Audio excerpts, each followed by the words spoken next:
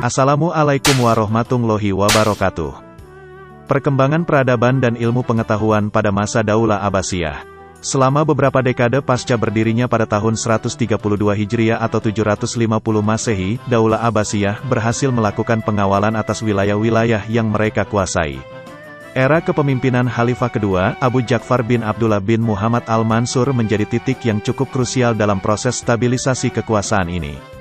Ketika ia mengambil langkah-langkah besar dalam sejarah kepemimpinannya.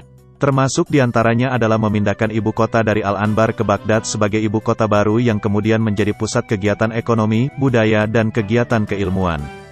Gerakan penerjemahan kemudian menjadi salah satu ikon kemajuan peradaban Daulah Abbasiyah yang tidak lepas dari peranan Al-Mansur sebagai khalifah yang mempelopori gerakan penerjemahan sejumlah buku-buku kuno warisan peradaban pra-Islam.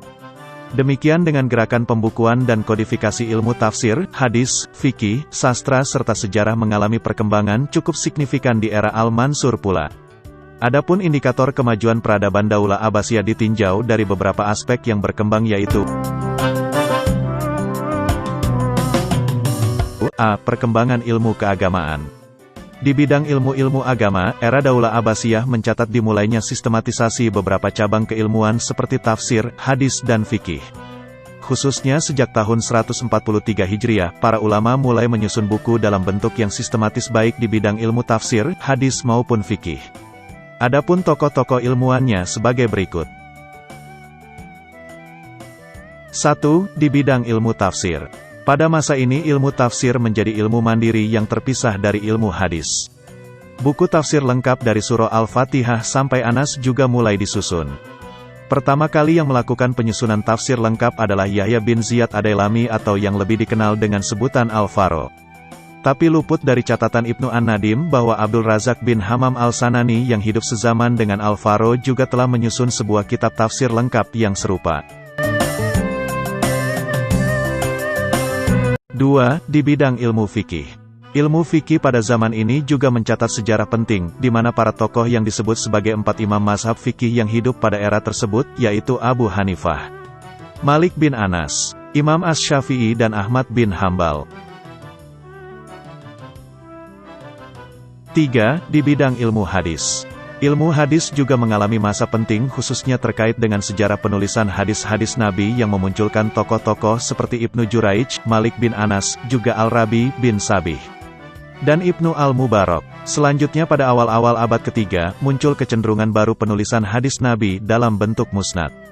Di antara tokoh yang menulis musnad antara lain Ahmad bin Hanbal, Ubaidillah bin Musa al-Absi al-Kufi, Musaddad bin Musarhad al-Basri, Asad bin Musa al-Amawi dan Nuaim bin Hamad al-Khuzai. Perkembangan penulisan hadis berikutnya, muncul tren baru yang bisa dikatakan sebagai generasi terbaik sejarah penulisan hadis, yaitu munculnya kecenderungan penulisan hadis yang didahului oleh tahapan penelitian dan pemisahan hadis-hadis sahih dari yang doif.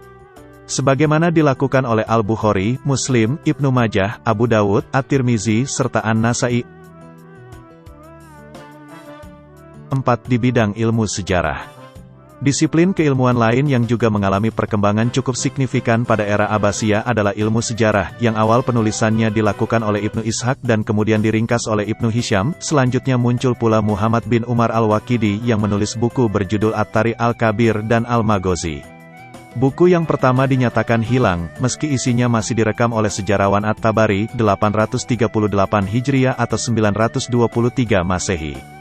Sejarawan lain yang datang berikutnya adalah seperti Muhammad bin Sa'ad dengan ada Tobaqat al-Kubronya serta Ahmad bin Yahya al-Balazuri yang menulis Futuh al-Buldan.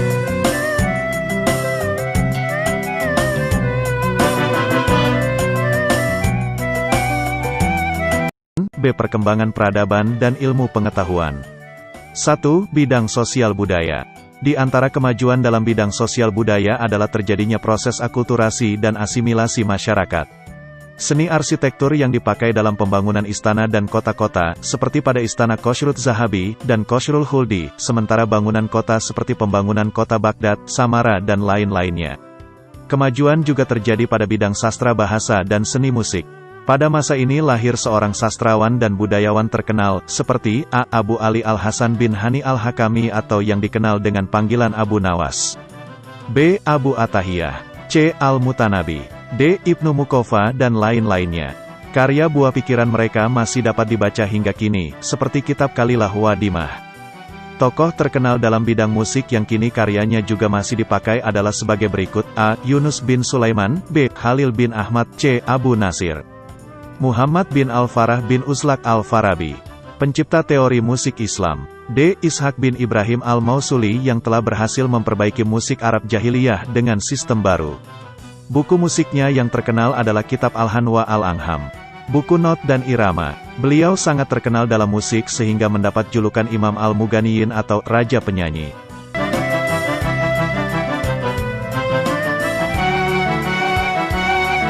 Dua. Bidang politik dan militer. Pemerintah Daulah Abbasiyah membentuk Departemen Pertahanan dan Keamanan, yang disebut Diwanul Jundi.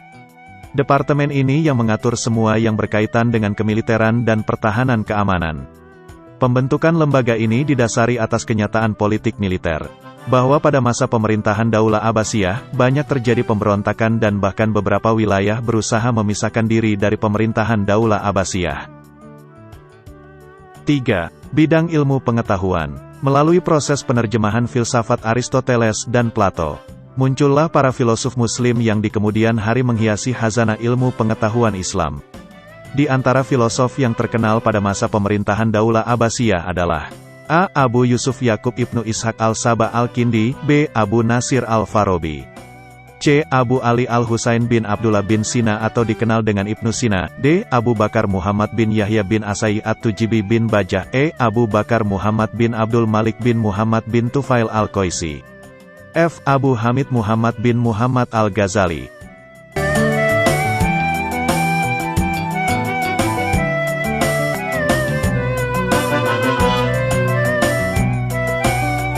Ilmuwan-ilmuwan muslim yang ahli dalam bidang ilmu kedokteran antara lain A. Abu Ali Muhammad Al-Hasan bin Al-Haytham atau Ibnu Hazan, ahli mata dengan karya optiks, dan B. Ibnu Sina atau Abu Ali Al-Husain bin Abdullah bin Sina, ia dikenal dengan bukunya Qanun Fitib.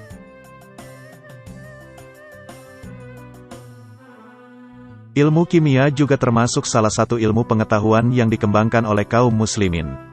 Di antara tokoh kimia yaitu Abu Musa Jabir bin Hayyan Al-Kufi As-Sufi.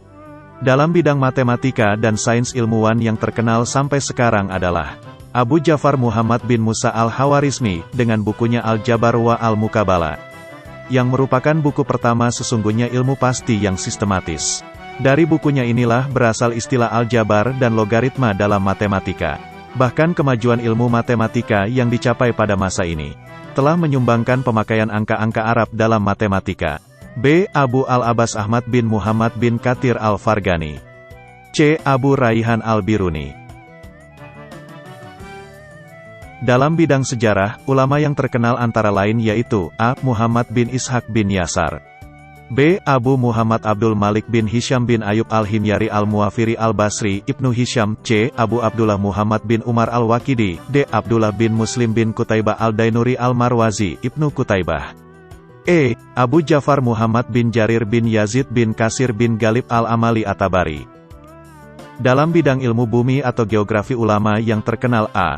Ahmad bin Abi Yakub Ishaq bin Ja'far bin Wahab bin Wadi Al-Yakubi, terkenal dengan karyanya Al-Buldan. B. Abul Qasim Ubaidullah bin Abdullah bin Khurdasbi atau Ibnu Harzabah, bukunya berjudul Al-Mawalik wa Al-Mawalik. C. Abu Al-Mundir Hisham bin Muhammad bin Al-Saib bin Bisr Al-Kalbi atau Hisham Al-Kalbi, terkenal pada abad ke-9 Masehi, khususnya dalam studinya mengenai bidang kawasan Arab.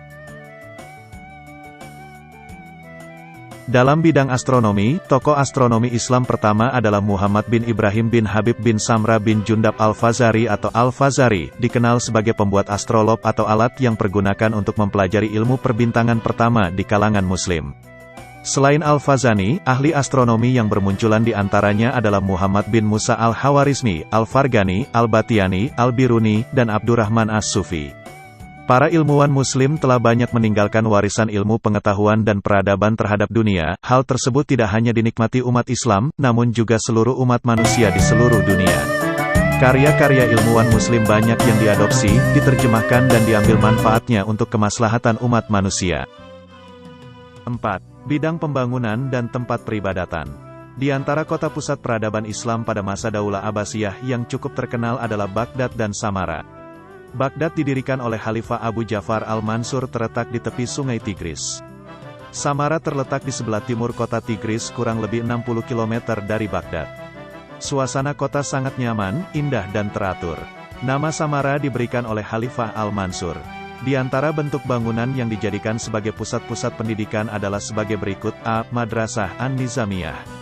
B. Kutab. C. Masjid. D. Majelis Munadaro Baitul Hikmah.